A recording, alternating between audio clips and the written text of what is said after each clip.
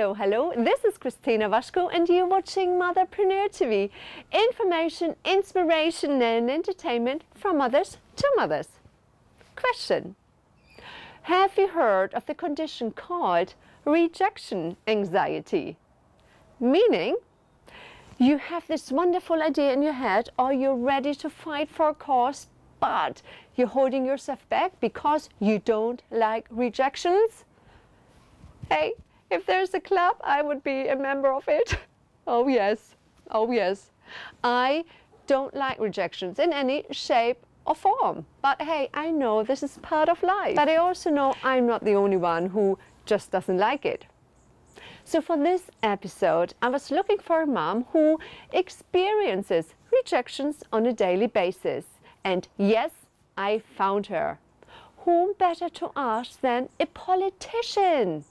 Yes, the lady you're about to meet is the amazing, wonderful, hardworking, very dedicated Nicole Read. Nicole is not only the mother of two gorgeous young boys, she's a wife, she's a businesswoman, plus she is the only woman in the city of Mayoral running for mayor. Yeah, hello, how cool is this?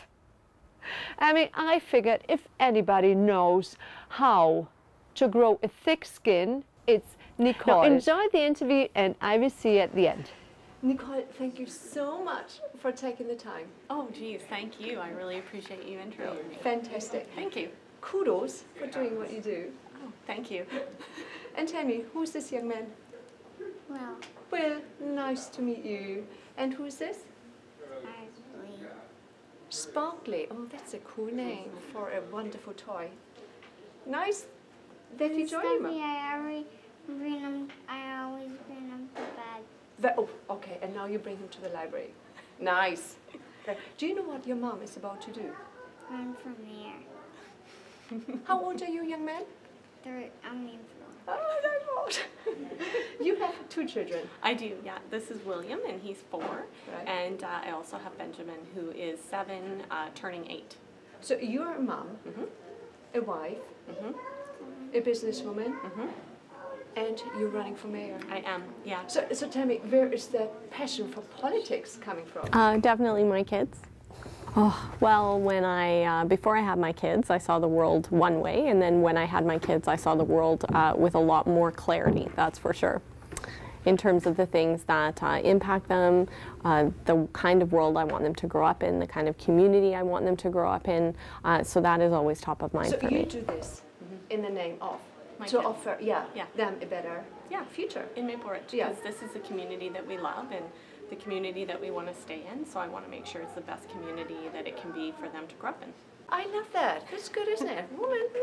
So tell me, being a wife and a mother, did that prepare you for your role as politician? Well, for my career, you know, I had my business before I had my children, and then I had my children. It taught me work-life balance. It taught me the importance of allowing other people to have work-life balance, and it taught me to really sort of expand my horizons when it comes to the way that I manage and the way that I see the world. We as women, we as mothers, we are different than fathers. So what makes a woman, okay, let's say, a better mayor than a man? Tell me. That's hard for me because I have a lot of really amazing male colleagues as well. I think that women are generally empathetic and compassionate. I think that we see the world from multiple eyes. We care for our families, and so we definitely take that sort of perspective into what we do as business owners. We have a really good ability to organize a lot of things at one time, juggling, you know, our work life, juggling our families, but I think the most important thing is that whatever partner is involved in a career, or both partners, it's important to actually have a supportive partner to move forward in business. Now, what I really would like to know is you put yourself out there with heart, with your soul. You stand for something. How do you deal with rejections? Well, leading into the campaign, that was really interesting because for all the work that I've done for my clients in my business, I generally have a support system behind me, propelling me towards a goal.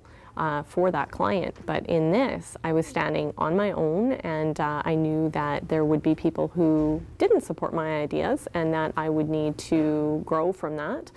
So I have a lot of experience sort of standing in uncomfortable pockets, you know, when you think maybe you haven't made the right decision or maybe you could have done something better.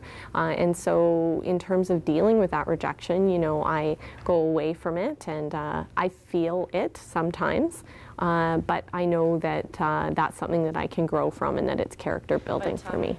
You know, in terms of the platform that I delivered, I think it's pretty broad. I think it really reaches out to a lot of people in the community. But there's certain things that I really believe in, and I will continue to believe in those things. But I have a very good ability to listen to the public. So fine, perfect answer of a wonderful politician. No, I want to hear, how do you deal with rejections when people say, oh, Nicole, you're full of crap. Sorry, we're in Canada and people normally are very nice here. Yeah. But then do you go home and cry? Or do you, I don't know. It's easy to say, oh, I have a thick skin. Yeah, but how do you build up a thick skin? Oh, it's a good question. I haven't cried. No? Okay. No. I think I have a certain amount of thick skin. I've done a lot of work in some challenging political issues, so I come to the game with a bit of thick skin. Right. But I definitely feel hurt. Like I do have those moments where people will come out because maybe they're supporting one of the other campaigns. So they come out against you, not because they really don't believe in what you're doing, but because, you know, sometimes people just support another candidate. And, you know, so there's a bit of motive and intent, and sometimes that feels bad. But I have this ability to reach inside myself that I've learned over time being in business and in some difficult situations where I know that moment passes. Yeah. And I know to wait that moment out. And that there's something that opens on the other side, a door that opens, an opportunity created from waiting that out and actually being strong enough to keep going forward. Okay, that sounds so much better. You know, I can work with that. So your background as a businesswoman helped you to have that thin, thick skin. Oh yes, because there's been many moments, and you know, it's interesting. The SFU careers program had asked me to come up and give some guidance to students. They videotaped me on, you know, what are the kinds of things that you need in order to succeed. And one of the things I said was fail. Be okay with failure, because failure is an incredible learning opportunity, and so I have a lot of learning with that, so I'm comfortable. And the other night I was asked to attend a graduation ceremony, and I gave some advice to the grads, and one of the things I said was be patient with yourself and be okay with failure. Embrace failure, because failure provides learning opportunities. And at first when you fail, you feel really bad. You get that feeling in the pit of your stomach, which is like, oh my goodness, you know, this is an awful feeling. But as you become more experienced with failure, you actually know that feeling ends up leading to something more powerful. And so you turn that into a positive. Love it. Love it. That is fantastic. Thank you. If you could give 2 more tips, I mean, one of the tips is don't be afraid to fail. Yeah. 2 more tips to any mother or woman out there who has a dream in their heart and a vision in their head, but holding herself back. I think a support system is really important, and I think having mentors is really important. So if there's something really that your heart desires, I would say find some people who've done that, who've sort of paved that road that you can rely on for mentoring. I think that we grow better from people who are bigger than ourselves than from people who are smaller than ourselves. And the other thing is practice and patience, really. The ability to know that who you are when you start out is not who you are, you know, 2 years down the road. So actually being able to be patient with yourself as you practice and you learn, you will get to a point where you look back and really are proud of all that you've accomplished. Practice, practice. Awesome, and not be afraid to fail. That is fantastic. Yeah, thank you. No, awesome tips. Thank you so much. I wish you all the best. Thank you. Come on, I give you this. Very cool. Thank you. Well done. Thank you. Thank you.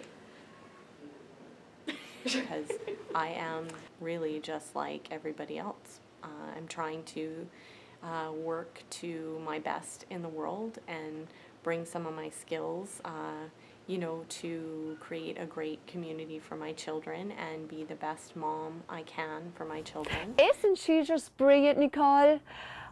I like when she said, make mistakes, you learn from your mistakes. Yes, yes. What do you think? Agree? Now, I would like to hear from you. What are your tips and tricks to get over that rejection anxiety? What do you do to make your voice heard? Please leave us the comments below the video. And also, if you enjoyed what you just listened to and what you just watched, go and share it with all your friends. You can also subscribe to weekly episodes here on Motherpreneur TV. And with this, I say goodbye. Thank you so much for spending time with me. I look forward to seeing you again next week. And until I do, remember, we are more than just mothers. We are an inspiration to ourselves, to our families, and to the world. Right, yeah, just go for it. It's worth it. It is hard, but it is so rewarding. So yeah, having all the things to satisfy your life's passion is really the complete life.